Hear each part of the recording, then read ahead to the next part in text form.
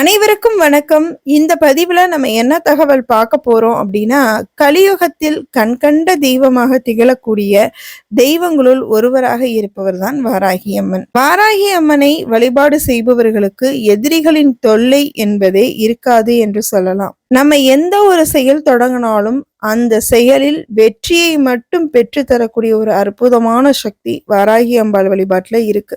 அது மட்டும் இல்லாம நமக்கு கண் திருஷ்டினால ஏதாச்சும் ஒரு உடல்நிலை குறைவு ஏற்படுது, இல்ல ஒரு தடை ஏற்படுது அப்படின்னா கூட இந்த பதிவுல சொன்ன முறைப்படி இன்றைய தினம் நீங்க வாராகி அம்பாளை வழிபாடு மேற்கொள்ளும் பொழுது நிச்சயமாக உங்க வாழ்க்கையில உங்களுக்கு இருக்கக்கூடிய கண் திருஷ்டிகள்லாம் விலகும் என்றும் சொல்லப்படுது.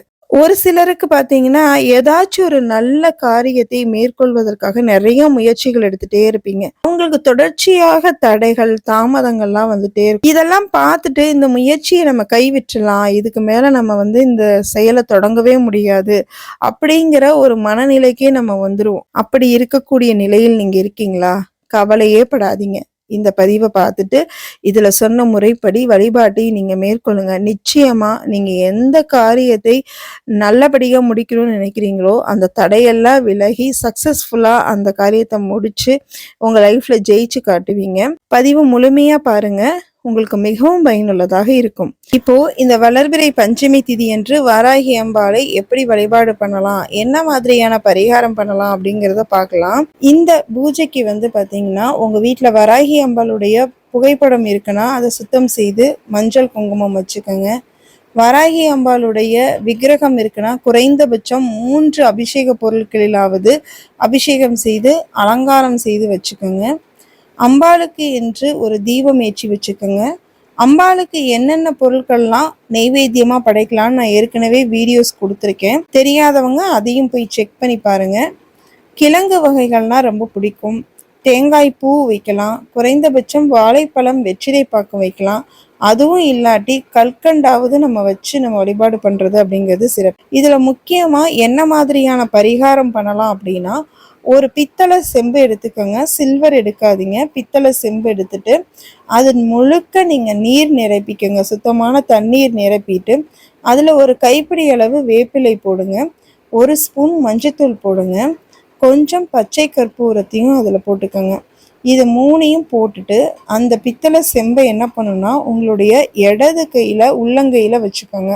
உங்களுடைய வலது உள்ளங்கைய அந்த செம்பினுடைய வாய்ப்பகுதியை மூடி இருக்கிற மாதிரி வச்சுட்டு மனசார நீங்க பிரார்த்தனை பண்ணுங்க. உங்களுக்கு என்னென்ன தேவை இருக்கோ அதை நினைச்சு நீங்க பிரார்த்தனை பண்ணிட்டு 108 முறை வஜ்ரகோசம் வஜ்ரகோசம் வஜ்ரகோசம் வஜ்ரகோசம் வஜ்ரகோசம் அப்படிங்கிற இந்த நாமத்தை 108 முறை சொல்லுங்க.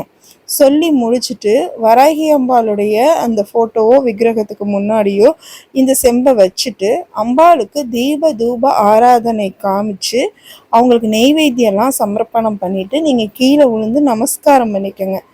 அதன் பிறகு இந்த கலசத்துல நீங்க வச்சிருக்கீங்க பார்த்தீங்களா, இந்த மஞ்சள் வேப்பிலை எல்லாம் போட்ட தண்ணீர், அதை எடுத்துட்டு உங்க வீட்டுக்கு வெளியே வந்துருங்க.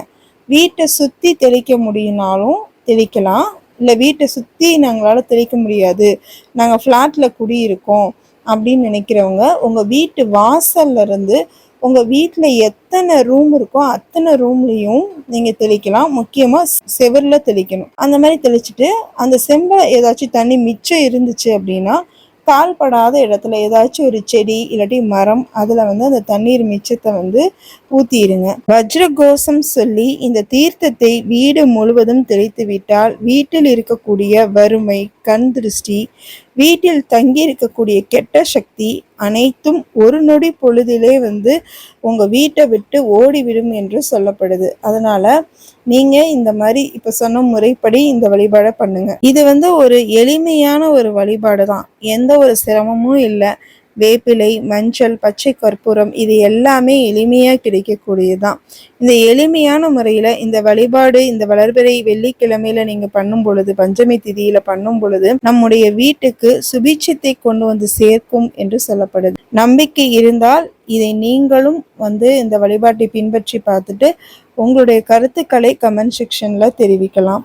ஒரு சிலருக்கு வாராகி அம்பாளுடைய புகைப்படமோ விக்கிரகமோ வீட்டில் இல்லையே அப்படின்னு கவலைப்படுறீங்க அப்படின்னா கவலையே படாதீங்க. உங்கள் வீட்டில் மண் அகல் தீபம் இருக்கும் இல்லையா, அந்த ஒரே ஒரு தீபத்தையாவது ஏற்றி வைத்து வாராகி அம்பாளாக பாவனை செய்து உங்க மனசுல இருக்கக்கூடிய வேண்டுதலை வைத்து இப்ப சொன்ன இந்த பரிகாரத்தை நீங்க இன்றைய தினம் மேற்கொண்டு உங்க வாழ்க்கையில அனைத்து சுபிட்சங்களையும் நீங்க பெறணும்னு சொல்லிட்டு நானும் வராகி அம்பாள்கிட்ட பிரார்த்தனை பண்ணிக்கிறேன். இந்த பதிவை இந்த வளர்பிறை பஞ்சமி தாண்டியும் நீங்க பாக்குறீங்க அப்படின்னா அடுத்து வரக்கூடிய வெள்ளிக்கிழமையில இந்த வழிபாட்டை நீங்க செய்து உங்க வீட்டுல மகாலட்சுமியினுடைய கடாட்சத்தை பெற வேண்டும் என்று நானும் வராகி அம்பாள்கிட்ட பிரார்த்தனை பண்ணிக்கிறேன்.